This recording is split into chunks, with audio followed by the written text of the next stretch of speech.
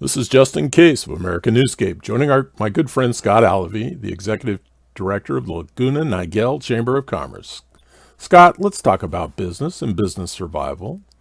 Greetings, Scott. Welcome to America Newscape. Hey, Justin, how are you doing? It's good to hear from you. Hey, it's good to hear from you. Hey, thanks for joining us. Let's kick this right off. Scott, you and your chamber, the Laguna Niguel Chamber, are proactively advocating for your members as well as California businesses in general. Please share what you are doing in those roles. Well, Justin, since the very beginning of the pandemic, even before it was officially a pandemic, when we sensed that this was happening, we made a decision early on that the best thing we could do is to keep our members. And our database, by the way, is about 3 times what our membership is.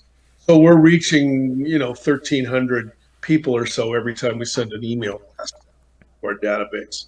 So we made a conscious decision to go from a couple constant contact releases a week to virtually one every workday. So in the last 10 months, that's hundreds of email blasts we've sent out.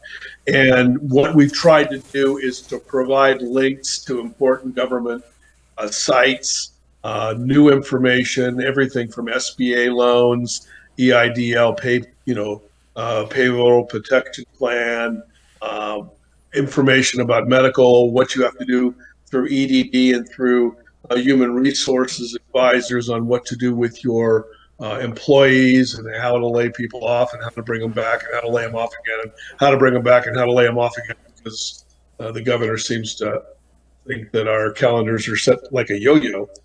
And there have been, in particular, the restaurants have had to redo their status of employment several times. We've tried to keep everybody apprised as much as possible. When there have been government grants passed through, federal CARES Act funds came through the county, as it probably did in the valley there. And so we worked with the cities and with the county to make sure that our members had that information. And interestingly enough, 42 of our member companies received $10,000 grants from the county that the CARES Act passed through. We really made it a focus and a priority to get that information out. So I think all the chambers probably have done things their own way with different levels of success. We're proud of what we've achieved here in Laguna Niguel. And we're going to continue to do that because this thing is far from over. And there's another round of money coming through. I mean, in Congress right now, they're talking about a new incentive package that might bring out some more individual incentives as well as open up to some new programs for companies that didn't get PPP before or EIDL loans and that sort of thing. We're doing all we can. We're staying busy. I assume that you're even, for your members, you're actually, I don't want to say hand-holding, but you're giving them extra information and trying to walk them through the processes individually, correct? Hand-holding, well, we can't hand-hold because then you'd be within 6 feet of each other and actually do that. But we're doing, I will tell you that when we were talking about these pass-through funds, I was sending out individual, blind copy, but seemingly individual emails with information and links. I probably called 36 different members and told them about the opportunities. So we were gratified that many people were able to get loans. There were still some that didn't get the loans. Actually, these weren't loans; these were grants. And now we're actually helping some of them get through the disclosure period where the money was given out by the government, and now they're asking for clarification of how the money was spent. I guess that's how the government does things. They give money away and then they ask how it's spent later. Political comment there. But yeah, we're continuing to stay on that. There is more money coming out. At least we're told that there is. The Dow Jones is beginning to reflect that there's going to be more money coming out that's going to be put into spending. That doesn't help all the companies because there are businesses that have closed, and that's painful for us. But it does happen. Well, it has to be. I noticed last week the state of Arizona had a pretty sizable chunk of money that it was sending out to rural chambers of commerce. Have we seen anything like that in California? Well, the government, the state government has, they came out last week with a statement that there's a new program and there's going to be, hundreds of millions, I think $550 million that's going to be distributed. And what they did is they made that announcement when it was politically prudent for the person making the announcement. Get his name, but anyway, he made this announcement, and then so those of us that went on the site, like the chamber and others, we excuse me, we went on the site and we were told that the program's not developed yet, but give us your information and we'll keep in touch with you and we'll let you know when the program is released. And then yesterday, most of us, I know that we did, got a verification email that you're in the system, and but the program's still not developed.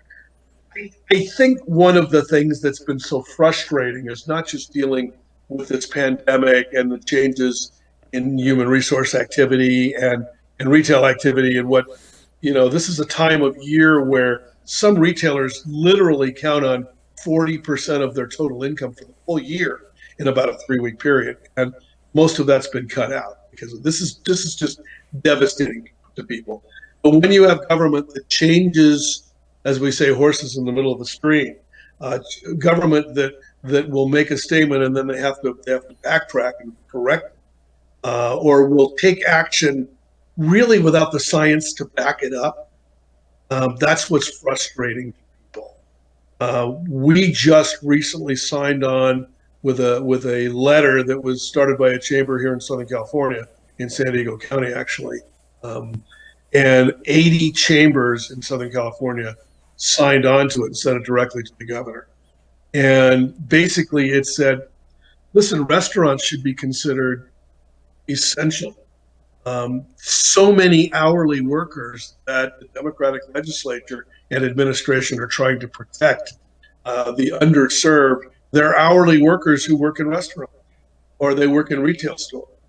And those are the people that are being most impacted. We recently wrote an opinion editorial that was published in a couple different publications here. I believe you read it as well, that essentially said that virtually all businesses are doing everything they can to comply. I don't know of very many businesses that aren't doing everything that's been mandated and have been for 8 or 9 months. People are doing what they can, and yet those that are complying are those that are paying the highest price for the people that refuse to comply.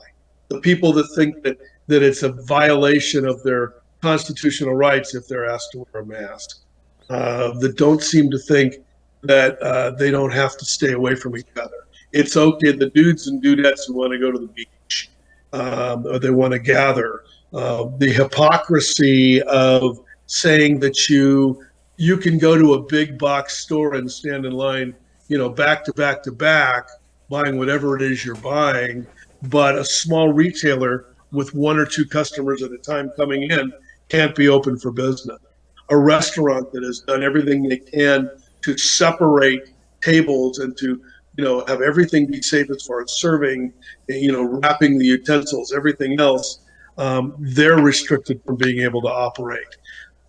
People have to eat outside in the cold or take it home because the people aren't allowed to, restaurants aren't allowed to have them sit even in an outside dining area. Millions of dollars have been spent in the county by restaurants that set up outdoor dining areas and all the safety precautions, and yet that's not good enough. But the governor can go have a $350 dinner at a fancy restaurant and sit elbow to elbow with people that are not part of his family, even though he's told the rest of us that we can't. There's something wrong about it. Well, for people that don't live in California, haven't followed California politics, in essence, for years, California has been run by Berkeley logic, and that's Cal Berkeley, the logics of the universe. Yeah. Yeah, the university that taught their students Those of how us from LA colleges, those of us from LA colleges call it berserkly. okay, but that's the logic, and they go into this government goes into that think tank, and then they theorize and try and implement things. And one thing that's lost on me, this is not Michigan that has manufacturing. This is not Michigan that has industry. This is California, solely dependent on Hollywood and tourism. So when you close the beaches, you close the restaurants, you close the airlines, tourism's going to suffer. And that's where the majority of the tax base actually comes into this state. And I haven't heard anybody from Sacramento address that issue. It was probably because they were busy going to Hawaii and flying on airplanes and then sitting in close contact for a some sort of a meeting that I think 40 some odd being the operable word, legislators went a few weeks ago to Hawaii. They flew to Hawaii. They met there for a week while we were all suffering with the mandates back here, and they violated everything that they said. And while they just before they left, the governor had said that if you enter the state from outside of the state, that you had to quarantine for 10 or 14 days. None of them did. So my parents used to say that they had no respect for people who said, do as I say, not as I do. And I think that there's a lot of credibility loss. We have here in our area, we have some legislators that are doing a really good job of calling attention to that. But it's frustrating. It's frustrating when you have legislators who think that they don't have to follow the rules that they set down for everybody else. And those rules, quite honestly, they're just not based on logic or reality. They're all political. And the hypocrisy of saying that their whole administration is intent on doing what has to be done for the little people, and yet they don't do what has to be done for the little people. Well, Scott, to be fair, I think they believe that most of the little people are the people that were made homeless and put homeless in, let's say, cities like LA because of the tax base of the state. And the fact that these industries are leaving left and right. Tesla threatened to leave, and California bent over backwards to keep Tesla in California. And lo and behold, as soon as they were able to utilize all those benefits that the state provided them, they headed off to Texas. They bailed to Austin. They're gone. Who could imagine a liberal green company like Tesla pulling out of the most liberal state in the country and heading to Texas? We're supposedly the land of sunshine, and yet California has the highest propensity of COVID infection. We have the biggest problem as far as the availability in the ICUs. All of a sudden, out of the blue, the new standard is intensive care units. I don't know where the governor got that. I don't know where his advisors got that. Nobody has really seen the rationale for that being the barometer. And yet there it is. And all of a sudden he made a statement a few weeks ago, and it was actually a week after my opinion editorial got published. And he said, here's what we're going to do going forward. And he comes up with a 3-week date, which I think is over the 27th and 28th of December. But nobody that I know of believes that it's not going to be extended beyond that. This couldn't come at a worse time. This sort of action should have taken place, frankly, in the summer months when we weren't as much in the financial crunch, when we were already in a pandemic. So hospitality industry had been impacted, but it wasn't going to impact the retail world. We constantly hear about the physical health of Californians through this pandemic. But what the governor and his administration seem to be turning their back on is the mental health and the financial health. And so again, those companies that are suffering the most are the companies that have complied the most. Not fair. And to kind of correct, some of what you said, there is a lot of industry and manufacturing in California. It's not building of cars and railroads, although there are car manufacturing companies that do put cars together here in California. But there is a lot of other smaller manufacturing that's done by smaller companies with roll-up doors in the back, and it's not the big metal mass development manufacturing, but it's the small items. It's the widgets that go in the computers. It's the plastic pieces that get sold at a tourist, souvenir store. It's a lot of those kinds of things. There's a lot of fabric manufacturing here, but it's not the big companies doing it. The people that have suffered are not the big companies because they have the wherewithal to have business in other countries, manufacturing and employees in other countries. They can outsource things. It's the small company, the small manufacturer, the under 50 employees type of company. And yet the California legislature passes a ridiculous piece of legislation a couple of months ago, Senate Bill 1383, that completely changes certain restrictions from companies with 500 or more to companies with 5 or more. And that's what's hit. I mean, even a hamburger store, a hamburger shop or a gas station has more than 5 employees. Unless you're self-employed working off the dining room table at home, you're going to have 5 or more employees. So this government in California, and to a lesser extent the government in Arizona, really don't care about the little people. They figure they're going to get their votes from the union employees. They're going to get their people elected. They're going to continue to pass their bills. And it's going to have a negative impact on the small business people and the employees of the small business people throughout California. That's what's got us angry. You talk about COVID impact, and people around the country don't realize how many people being on the border, how many people actually live in Mexico but retain their citizenship in the United States and take advantage of that citizenship. And when COVID struck and the threats to close the border, which they really never did, the Mexican border is wide open. Commerce goes back and forth all day. Employees bus to work every day in the ag fields and bus back and go back to Mexico. When COVID struck the border regions, the American citizens were flooding back into our county and were flooding back into San Diego County infected. And they were the mass of people that occupied those ICU beds in the local hospitals. So nobody had projected that, nobody had planned for that, and nobody effectively closed the border or restricted the border. Once Mexico started taking temperatures of all U.S. citizens going into Mexico, we responded to a degree, but now it's back business as usual. The border's wide open.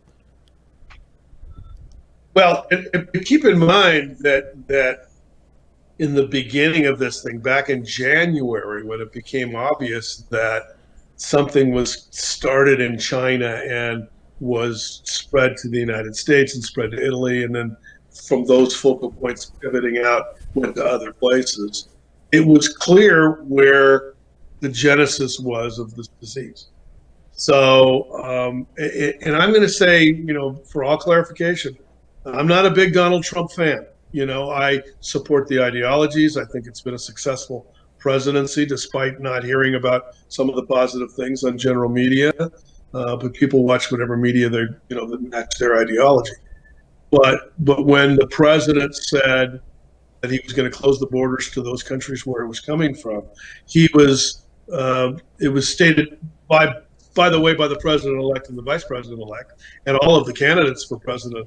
And I think there was 627 of them at the time. They all said, well, that's bigoted, and they used all misogynistic, whatever those words are that I never heard until 4 years ago. And they said this is horrible, bigoted, legislation or edicts, and had nothing to say but bad about the president's statement to close the borders for entry from those countries. It was absolutely the right thing to do. It wasn't bigotry. It wasn't tyranny. It was trying to protect the people of the United States because there was so much pushback. It it it wasn't as successful as quickly as it needed to be, and I think that was a fallacy and it was a mistake.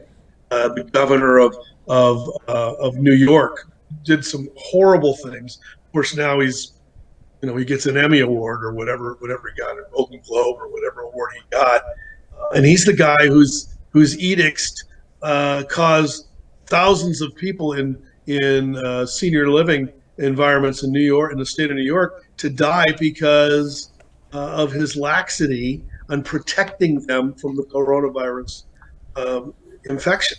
So look, there's plenty of blame to go around. Look, this is not a political question. It's not a political derivation. It didn't get created by a campaign strategist. This is a very real worldwide healthcare issue. Not healthcare issue, health issue. And are we getting a handle on it with vaccines being distributed even today? Yeah, I think we're getting there. We're not there yet, though. We won't be there until 70% of the population has been inoculated. We're a long way from that. So I wash my hands and I use astringent and cleaner for my eye. I wear a mask. Here's my mask right here. I've got probably a dozen different masks that I can wear, and I've got disposables as well. It's not an infringement on my freedom to show consideration for other people by wearing a mask and for keeping myself clean. And, I might not see my grandchildren for Christmas. That's too bad. But it's one Christmas, and we're all going to live a long time.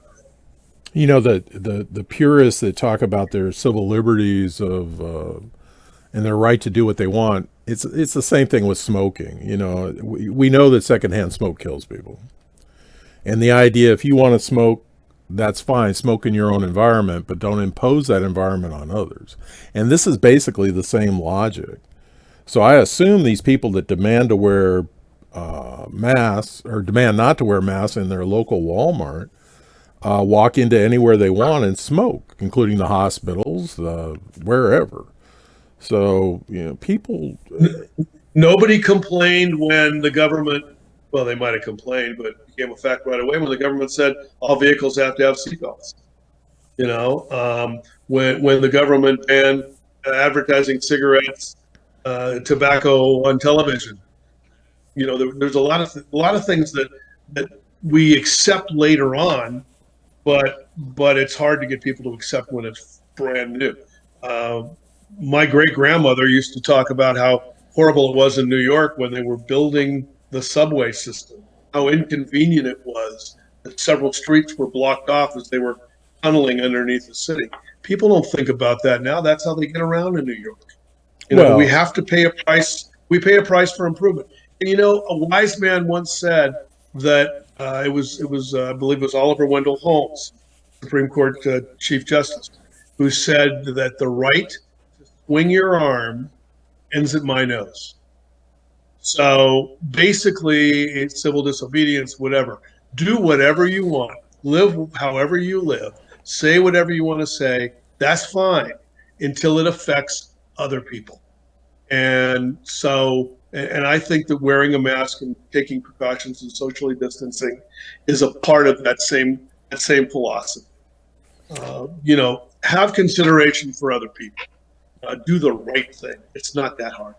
No, it really isn't. And, and it's not, it's do unto others as you expect them to do unto you. And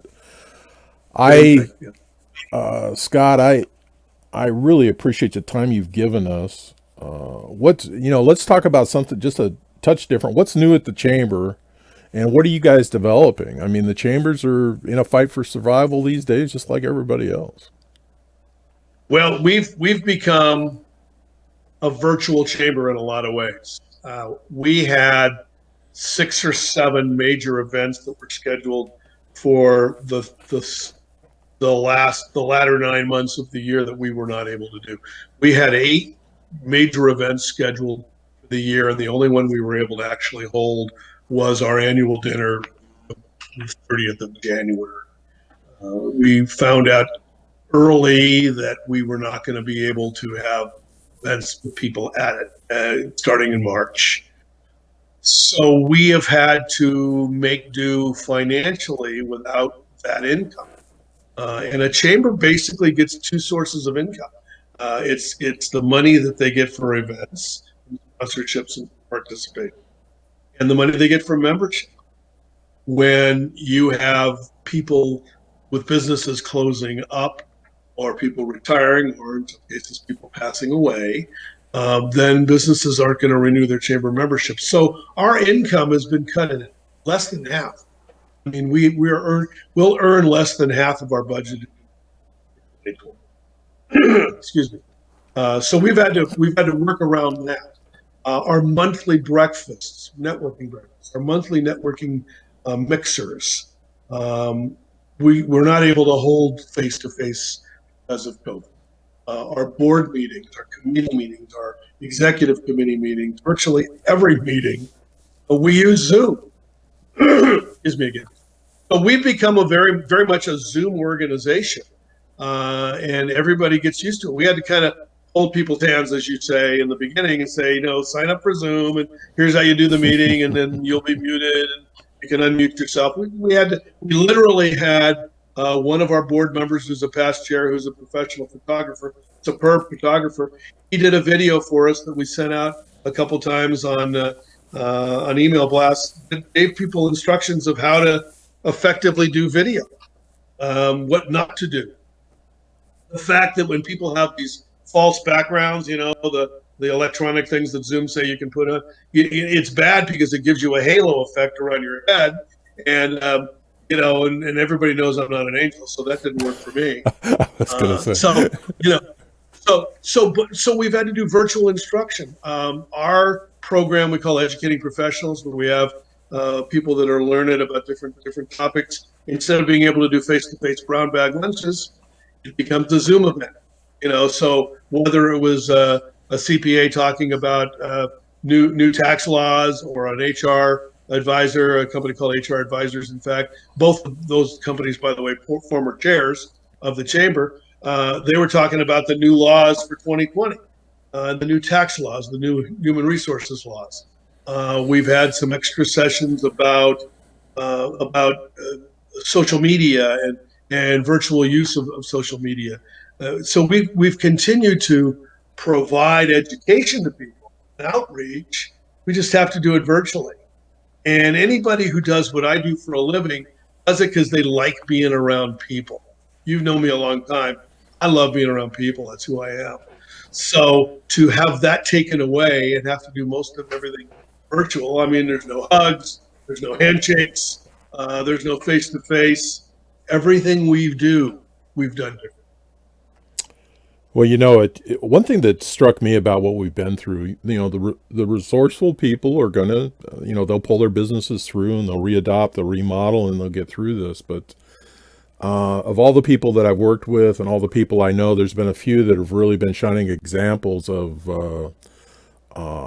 exemplary behavior. They have risen to the occasion. They're not letting anybody see them sweat. They're talking the right talk. They're getting out. They're checking on their friends. They're checking on their clients, and they're doing what they can.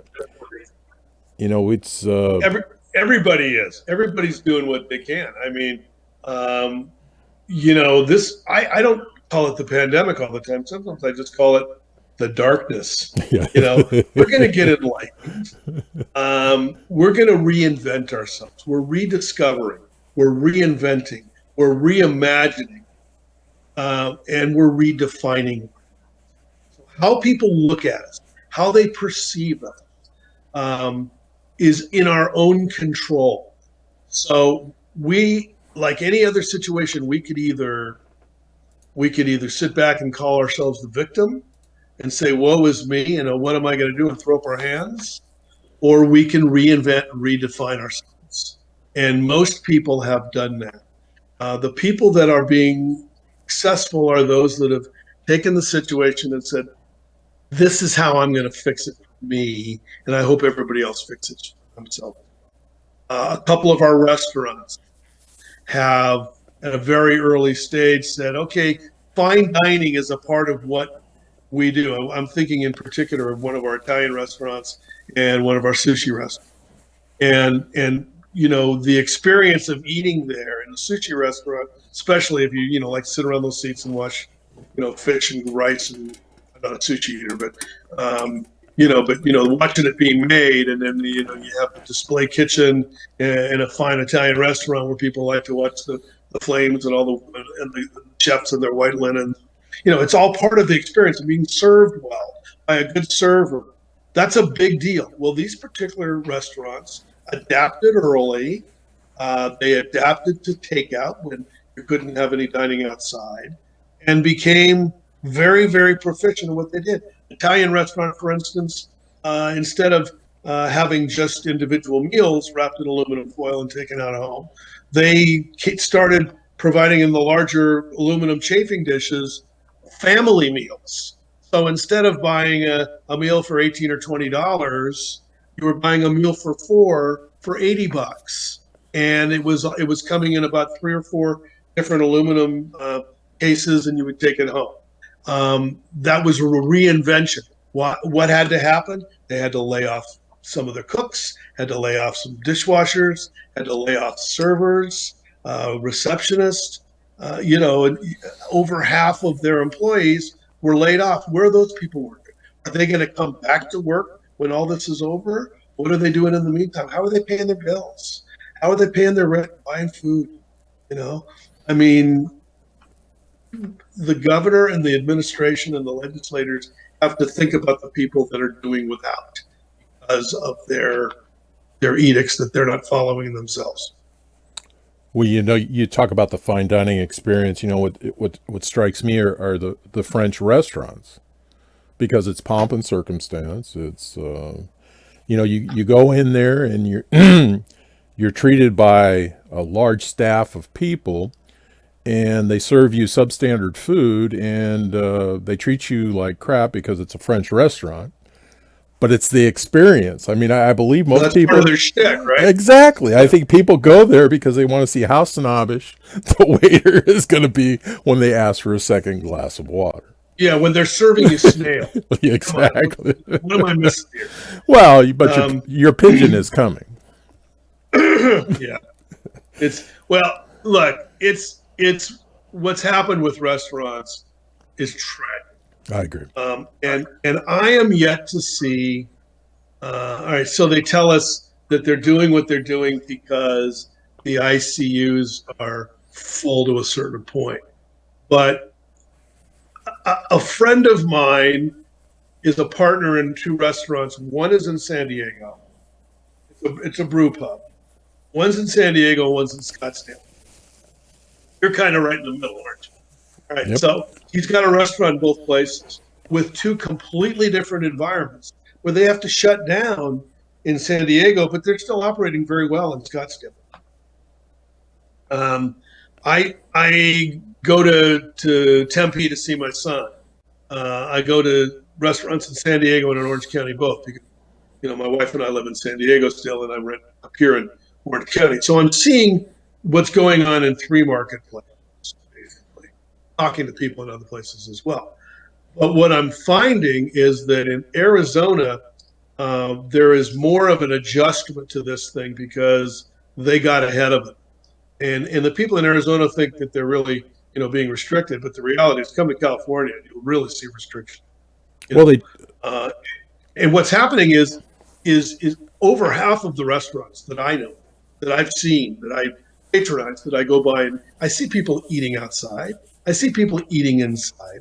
They're violating the mandates because the government doesn't have any credibility. So it's sort of like, okay, I'm going to operate until you tell me I can't. And major counties, the sheriff, the chief law enforcement officer in multiple counties, including Orange County, Riverside County, San Diego County, they've all said, we're not going to send our sheriffs out to enforce masks and eating restrictions. We're worried about real crime.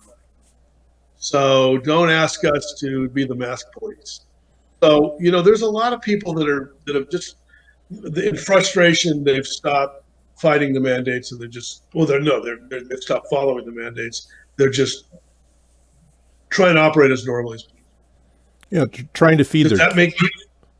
Yeah, they're trying to feed their kids and their employees' kids. Now, does that make me feel safe sitting there? Probably not. But then I have the option of making a choice of whether or not I want to eat there.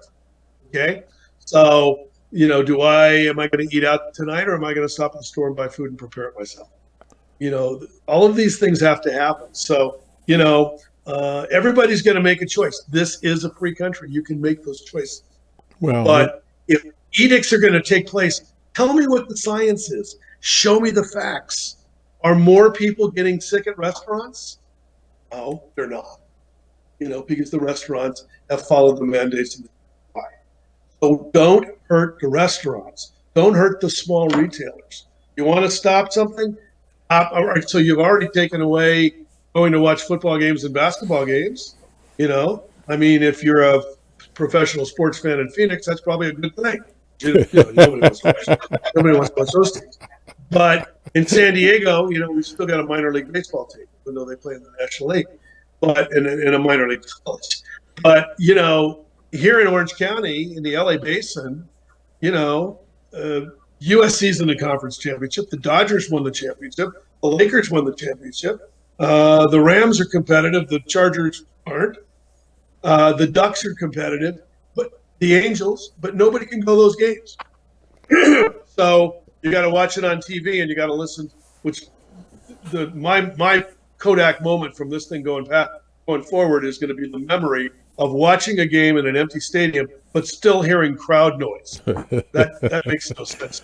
Well, think what Santa Clara County did to the 49ers. You can't even be here. You need to go to Arizona and play in an empty stadium. We're not going to let you play in an empty stadium here. As a kid who grew up in the LA area, it doesn't bother me that they won't let the 49ers play. And the Raiders went to Vegas, but they were doing that anyway. Sports is look. Sports. You and I have always talked about sports, and we've always had that interest because both of us, played a little bit when we were younger. In my case, much younger.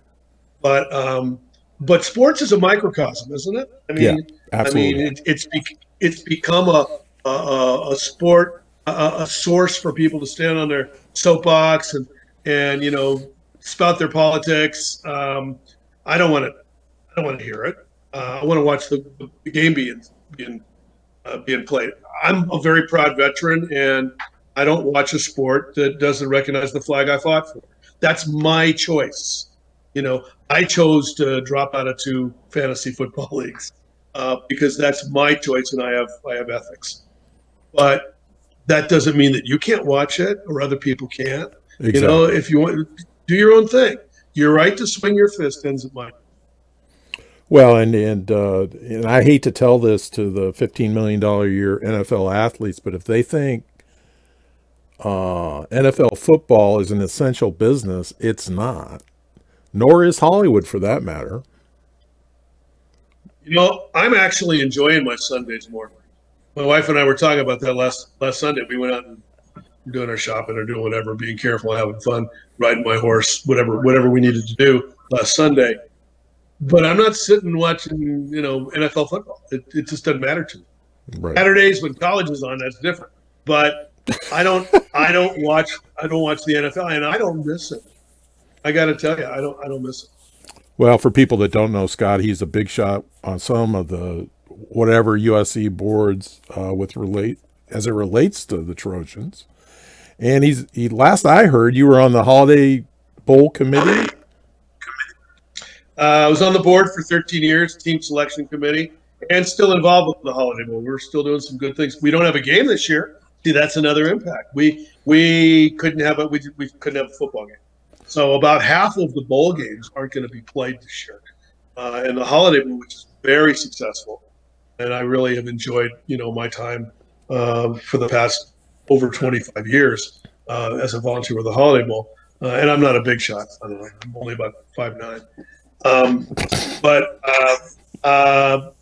I've really enjoyed working with the Holiday Bowl because the Holiday Bowl returns millions of dollars every year to the underserved in San Diego and the kids that need programs that we provide, and seniors. Right now, for instance, we're in a big process where we're raising, tens of thousands of dollars to help the families of hospitality workers, restaurant and hotel workers that have been displaced by this whole thing. So a lot of good comes out of that. You don't see that really out of a lot of other efforts, from other groups, but we are, and so I'm very proud of the work we do with the Holiday Bowl.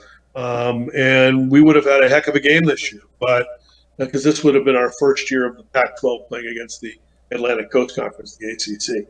We probably would have had a Florida State or somebody like that coming here, although they weren't very good. Anyway, but I like to be involved in the community, which is part of why I'm a chamber executive. There's a lot involved, and so I get to see all these different things, and I'm flattered by you making that statement about my involvement with sports. But sports is a microcosm of life itself, and you've got this short window where you can make a living as a professional athlete, and it's really only a small amount. People, I read that it's less than 1% of the high school athletes who letter in sports in high school. Less than 1% of them end up making a living in sports. So it's a pretty select group, pretty exceptional talent, and a lot of luck. So you have to respect what they're doing. But that's just sports. I mean, it's the sports department, toy department in life, the department store. There you go. All right, Scott. Hey, I really appreciate you taking the time with us today, and I'd like you to promise to come back when we've got something to talk about, and hopefully, that next conversation will be all roses and lollipops, and we'll make people laugh, and people will feel better about themselves, and we'll be. Let's reconnect. Let's reconnect early next year and look back at it. I tell you what, I can't wait to see 2020 in the rearview mirror.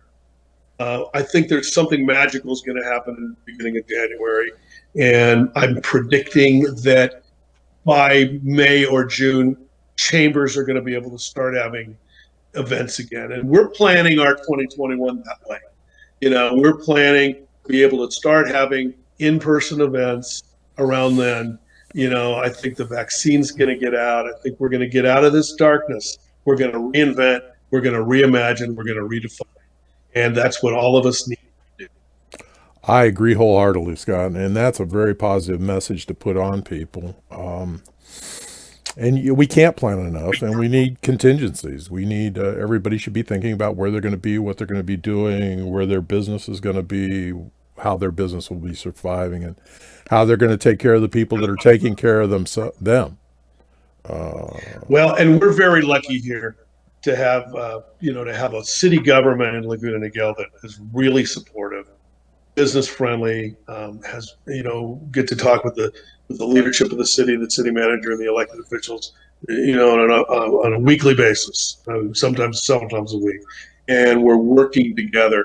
We're very, very blessed to have that. Not all city governments are that cooperative, so I think that's part of why we're successful in Niguel, and why I love it here. But come on to Southern California. Bring your people out from the desert. It's a little cooler here, but this is a great place to be. When it gets really hot in July and August, we'll see you here. Well, and I'll tell my friends in New York, come on out, walk around. You'll notice that the place doesn't smell like urine.